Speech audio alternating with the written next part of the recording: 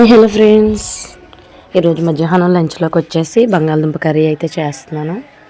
దానికోసం అయితే బంగాళదుంపలు కట్ చేసి ఉడకపెట్టుకున్నాను. ఈలోపు ఆనియన్స్ కూడా కట్ చేసుకుని పొయ్యి మీద వేసేసుకున్నాను.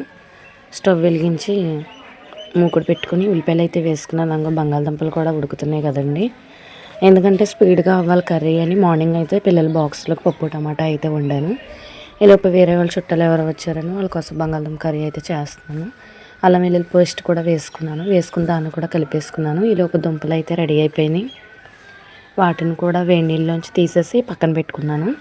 ఇది కొంచెం మగ్గిన తర్వాత పచ్చివాసన పోయిన తర్వాత బంగాళదుంప అయితే వేసుకుని వాటిని కూడా ఒకసారి కలిపేసుకుని మూత పెట్టుకుంటే అది కూడా మగ్గుతుంది. ఉడకబెట్టేసాను కాబట్టి ఎక్కువ ప్రాసెస్ ఏముండదండి. కర్రీ ఫాస్ట్గా అయిపోతుంది.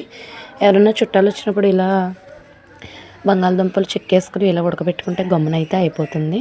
2 స్పూన్స్ కారం అయితే వేసుకుంటున్నాను. బంగాళదుంపలు వేసి కలిపేసుకున్నాను కదా, ఇప్పుడు కారం కూడా వేసేసుకుని కలిపేసుకుని వాటర్ పోసుకుంటే కర్రీ కొద్దిగా ఎంతో కాదు కొంచెం వాటర్ వేసుకుంటే సరిపోతుంది. ఎందుకంటే ఉడకబెట్టాను కదా బంగాళదుంపలు. కొద్దిగా వాటర్ వేసుకుని దాన్ని కూడా కొద్దిసేపు ఉడికించుకుని ఈలోపు మసాలా అయితే రెడీ చేసుకున్నాను. కొద్దిగా జీడిపప్పు పేస్ట్ ఇవన్నీ వేసి ఆడింది. కూర అయితే కొంచెం దగ్గరికి అయిపోతుంది కాబట్టి ఇప్పుడు మసాలా అయితే వేసేసుకుని ఒకసారి కలిపేసుకుని మూత పెట్టుకుంటే కర్రీ కూడా ఇంకా రెడీ అయిపోతుంది. చూసారా ఎంత తిక్కగా వచ్చిందో.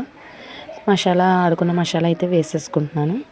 వేసేసుకుని దాన్ని కూడా శుభ్రంగా కలిపేసుకుని కొద్దిసేపు మూత అయితే పెట్టుకుంటే కర్రీ అయితే రెడీ అయిపోతుందండి. మూత పెట్టేసుకున్నాను. కర్రీ అయిపోయిందో లేదో చూద్దాం ఒకసారి. ఆల్మోస్ట్ దగ్గరికి వచ్చేసింది కర్రీ అయితే. రెడీ అయిపోయింది curry. Okay, thank you friend. Bye bye. Please subscribe చేయండి. కర్రీ ట్రై చేయండి.